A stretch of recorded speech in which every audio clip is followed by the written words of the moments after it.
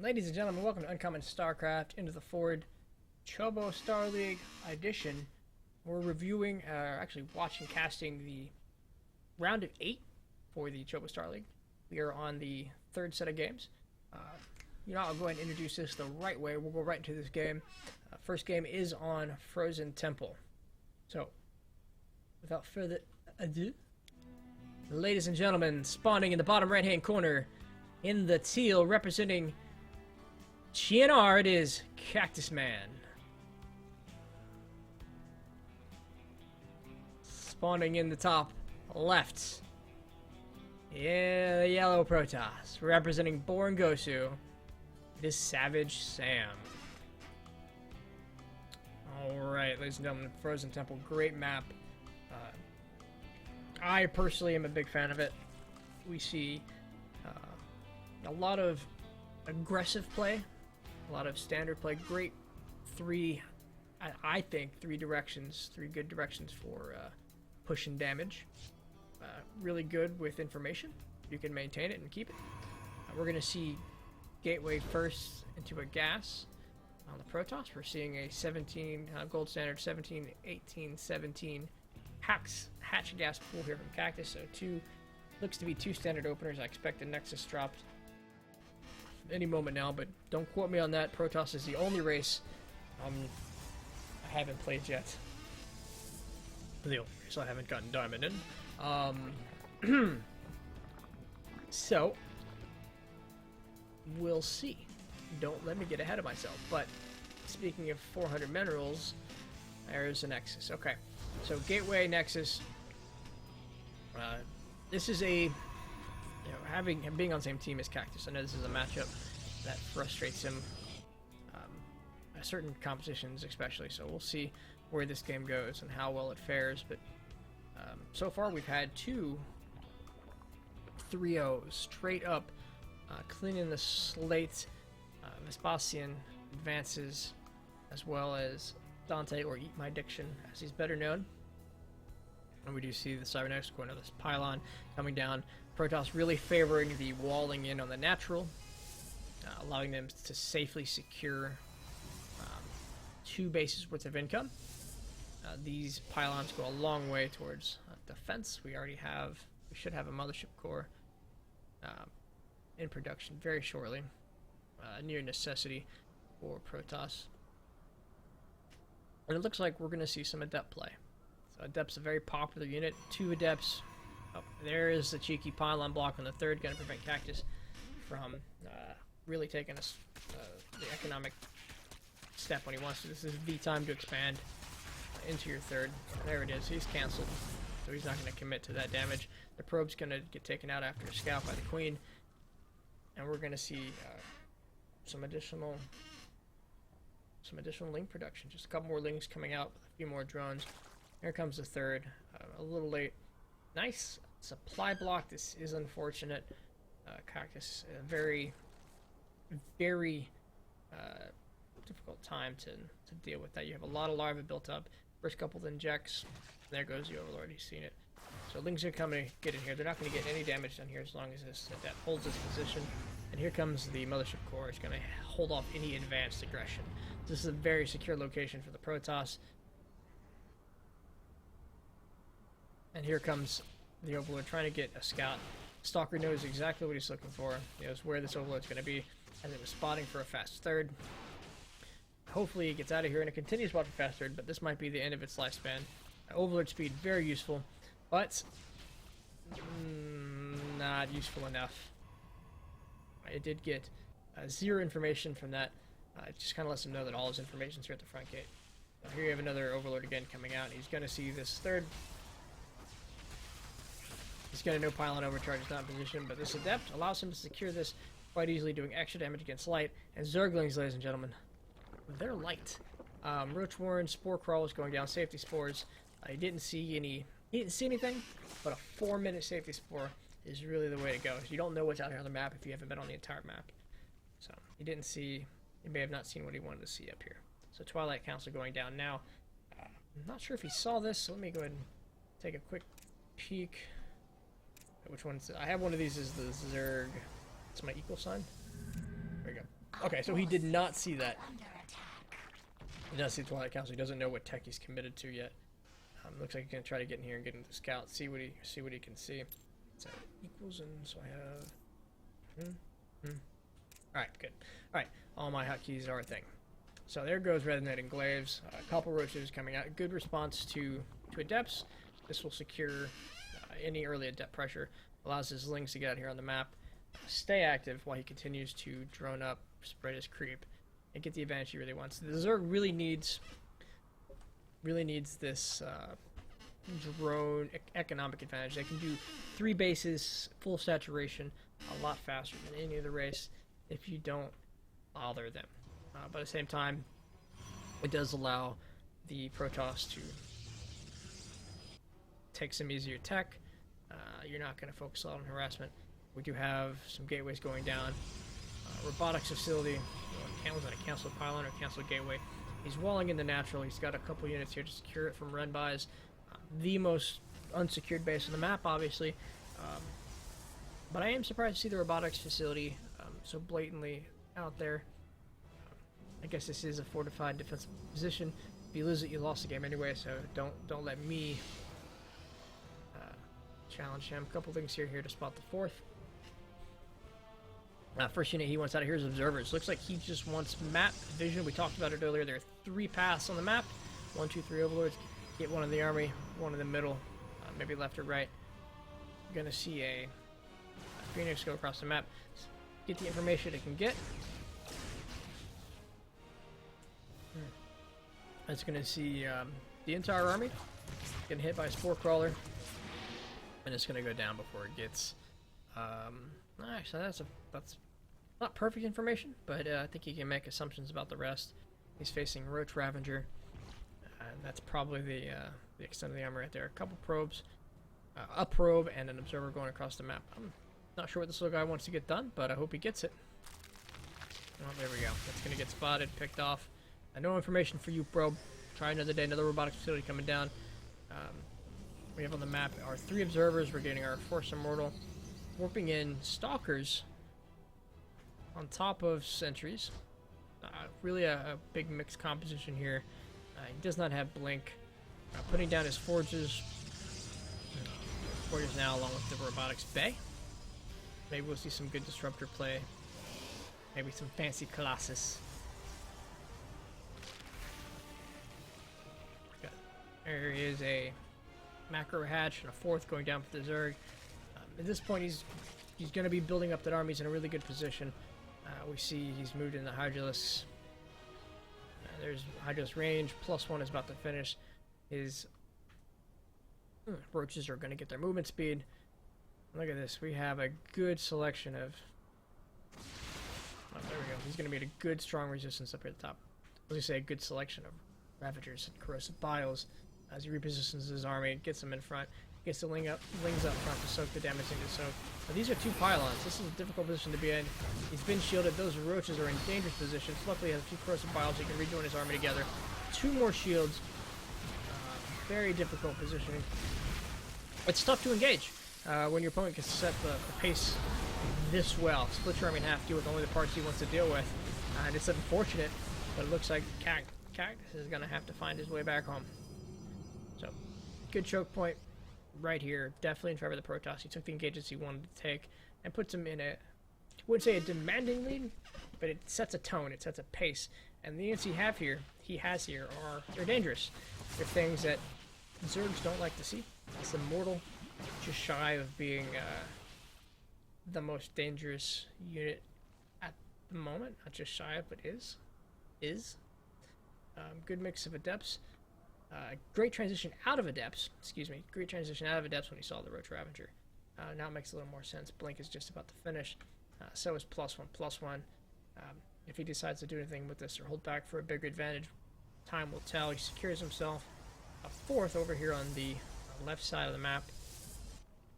As we watch the thought process as Cactus begins to move his army to the left and right, realizing he sees what he sees. So here the Lings go, deciding not to poke until the rest of the army gets there. Might have been a missed opportunity, but the army is really quick to come back and reinforce.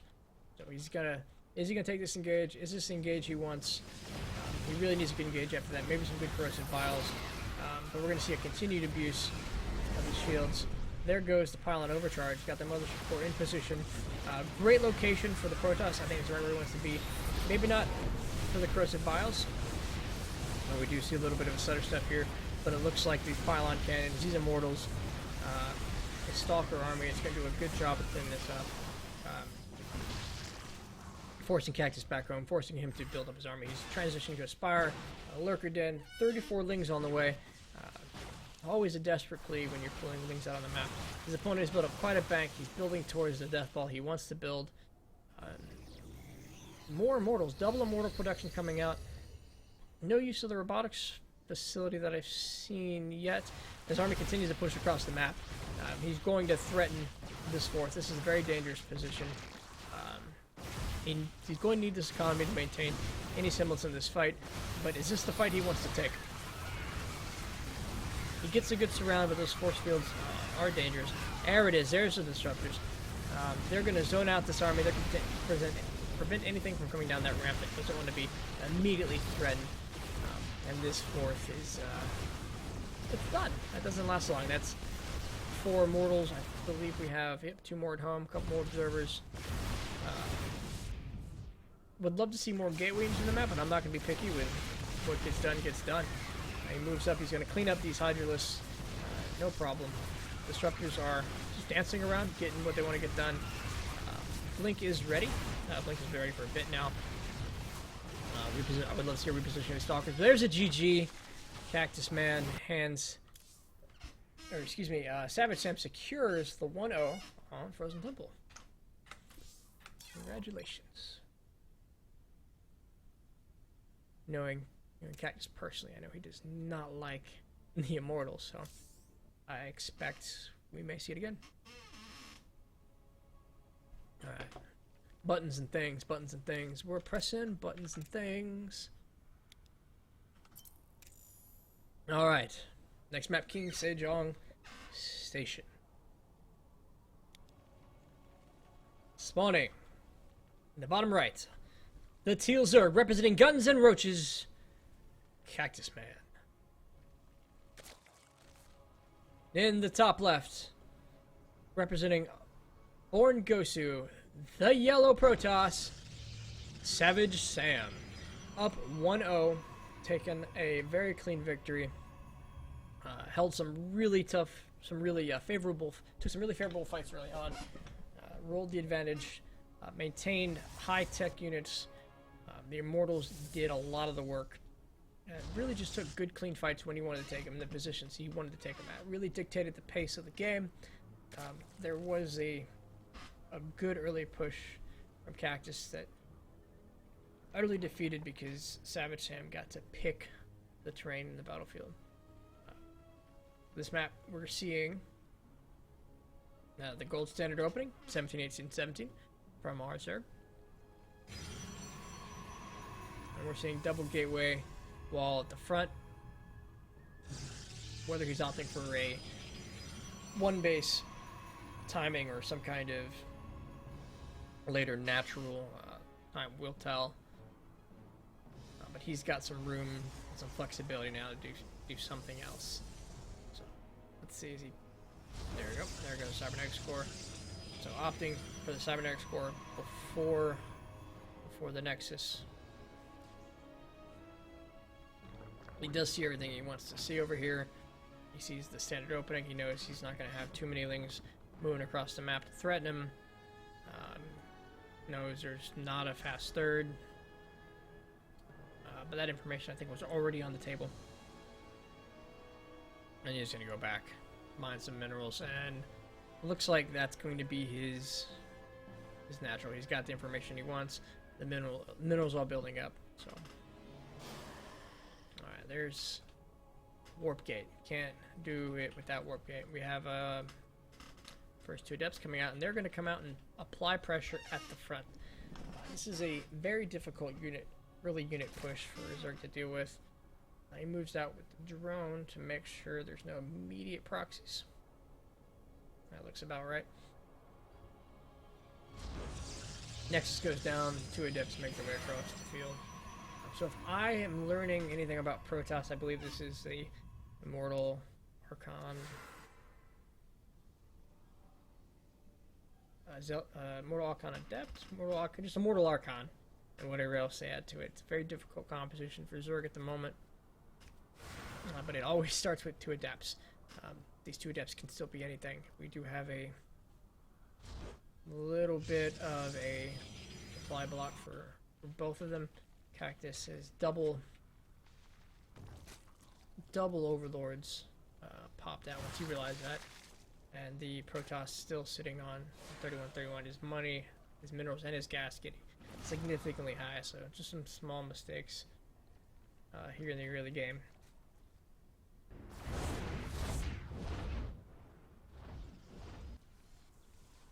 So we do have Overlord speed. So the soon Cactus is going to have all the information he wants.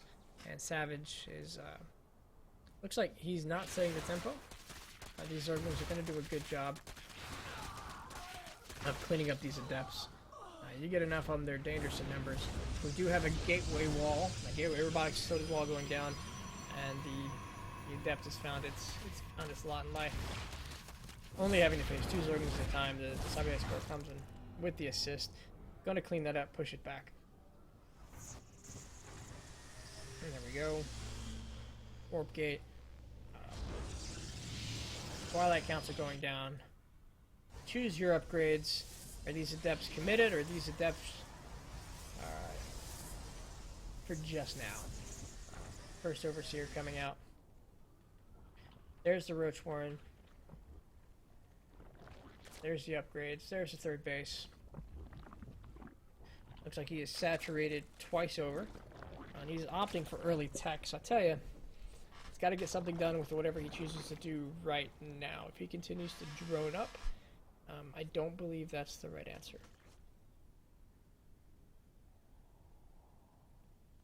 At least too much gas, too much checking too fast. So we'll see. We'll see what he decides to do. Oh, there we go. Overlord getting information. He sees a Twilight Council. To be expected, kind of a standard move. Warp Prism coming down here. There's the Spore Crawler. A little late for our standard 4-minute protect from whatever Protoss, silly Protoss warp gate, but he's going for a Spore and a Spine at each base. 16 more Lings, so it looks like he's building up. He wants to do something. GnR criticizing him is not the way to go. He knows what he's doing. So, moving across the map. Loaded up a few Lings. Looks like we missed it, but he tried to drop some Lings. Didn't get anything done. He's moving more Lings across the map. He's not starting any upgrades. I don't see any. There are 5 Roaches on the way. Good defense against the Adepts. But we're seeing the Stalker is going to... probably going to get him before he finishes... Nope, he's going to get the unload. He's going to lose the Stalker. He's going to have to react and pull what he has back to get the damage he can done here. There's a control... there we go. It's only 5 workers killed with that push. Needs to get this Overlord out of here before the opponent realizes. There we go. Yep. Good snipe there. That's 100 minerals and a supply block that he didn't want to afford. Pushing back the Warp Prism. Oh, excuse that. No workers. Wait. No, wait. I messed that up completely. Blue had workers killed. Where did the killing? What do you have in your Adepts? What did you get done, Adepts? I'll know when you drop them. I need that little GSL overlay that shows the number of workers killed in the bottom right. That would be fantastic. Let's not ignore the ever-expanding army count lead. Now, a couple storms will do a lot to even that out, but we're talking 124 to 78. feel SavageSam has to do something with this push. He has to get some damage done.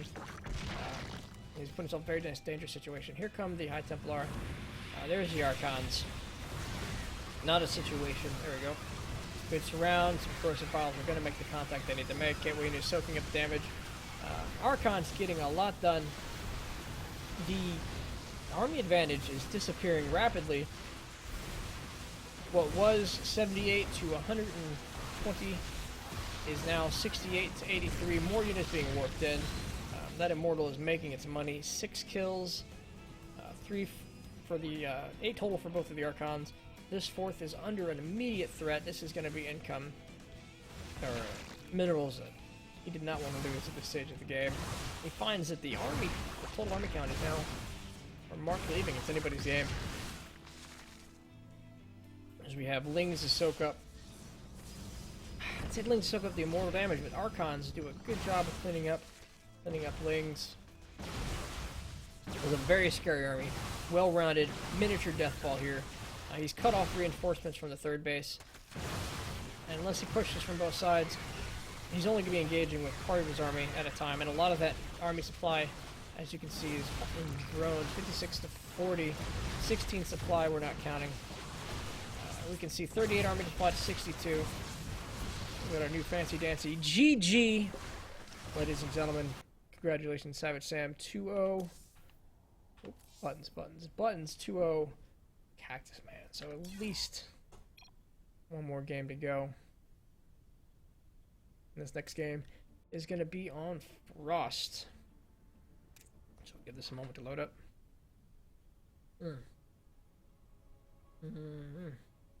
Alright, let's pushing buttons, reloading things.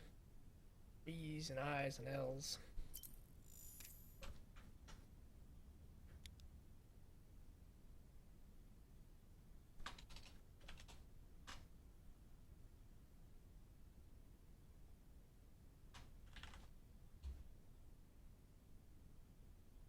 All right, so buttons, and ladies and gentlemen, spawning in the top right. Artil Zerg representing Guns and Roaches. It is Cactusman down 0-2, looking to make a comeback. He's got to take 3 games to take the series and move on to the round of 4. Can he do it? What is he going to do? What decisions is he going to make to change up his game?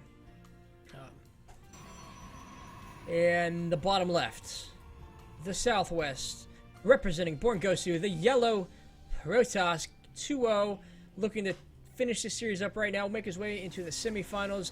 Chobo Star League, it is SavageSam or Hugo Ahab. I'm not entirely sure. Maybe, probably just both. So, this map, 4 distinct bases. 3rd is variable, depending on your spawn location relative to your opponent. This is going to be the last place Cactusman scouts. His first overlord heads to the left, his other one heads down, so west and south. His opponent opts for a Nexus first. He feels very safe here. He wants to take this at least into an early economic game. We do have the gold standard for Zerg 17, 18, 17. Pulling 1, 2, and 3 in the gas. Gateway can go down. We just talk about anything at this point because there's nothing fantastic going on. So, this map, I believe and I feel like the 3rd is difficult to secure. This 3rd here,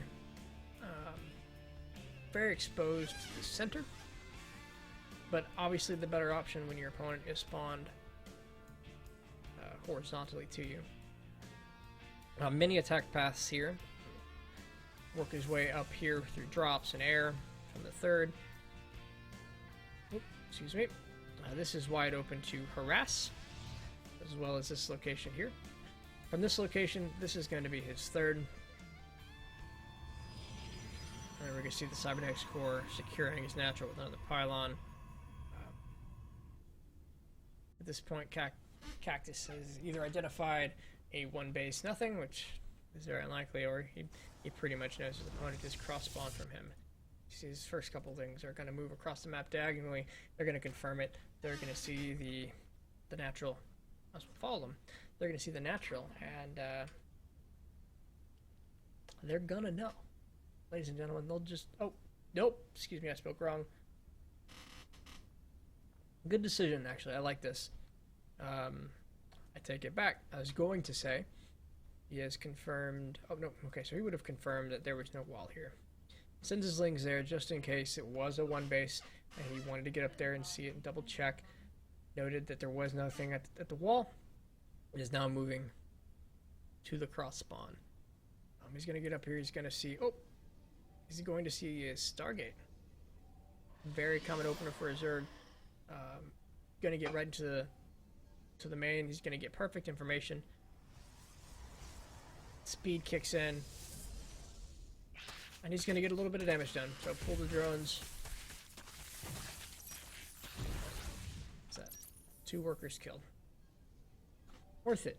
1-for-1 Zerg in the worker trade. I think most Zerg will take it any day. This is the first thing that pops out. It wasn't a very high threat situation. A lot of distance to travel. So we do have a unboosted warp gate.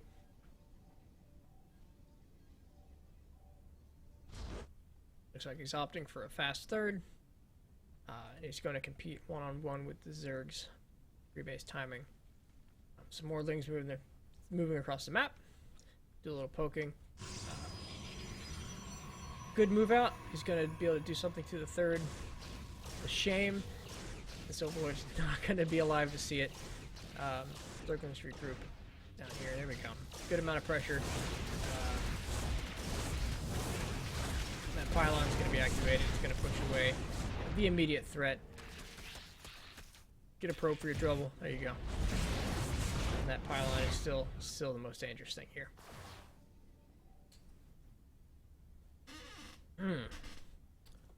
Turns out talking this much is new to me. I need a drink. Alright. More Zerglings moving across the map. He's committing heavily to lings here. I'm unsure how I feel about this decision. Unless he's getting damage done. These would be much better reserved for Larva. I don't feel like he's under threat. He has gotten a 4th down. He has moved to put a spine and a spore at least two of his 3 actively mining bases. They might be able to get a few drones over here. But this queen is there we go. 1 drone, 2 drones, 3 drones. Yeah, that's a fair amount of damage. What's that? A 2 kill. 2 kills each? I can't. Yeah, 2 kills each. 4 drones. Hey! Thank you for the follow, Strix. And thank you for the kind words, Dante. It is appreciated. Thanks for watching. Thanks for hanging out with us. Looks like he's going to build a wall, much like he did on Frozen Temple. He's going to secure this base with, let's just call it a perimeter. Fair amount of lings, though, coming across, hoping to get something done.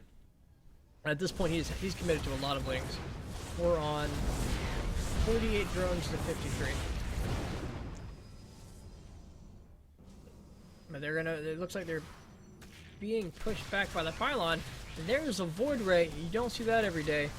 Most of the times we just expect a continued Phoenix response. But with this number of lings, I guess he felt it was a thing he needed to do. Or maybe we're just showing off at this point. And we want to push void rays across the map. Let's take a quick look at the production. I am blind. I am blind. That's a carrier, ladies and gentlemen. That's 2 carriers.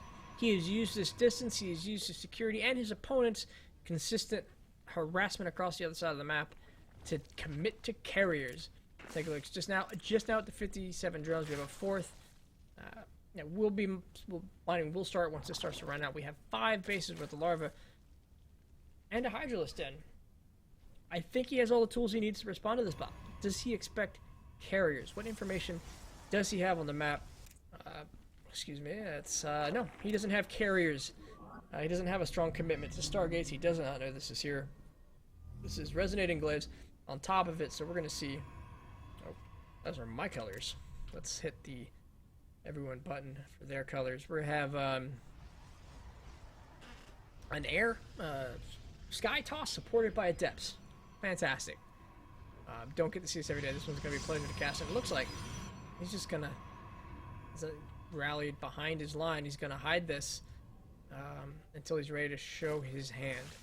So I think this is a fantastic timing for a push. We now have Hydralisks. We're not limited to the surface area we can strike on. And we need to get out there before the air threat becomes too massive. Too many carriers is a very difficult thing to deal with.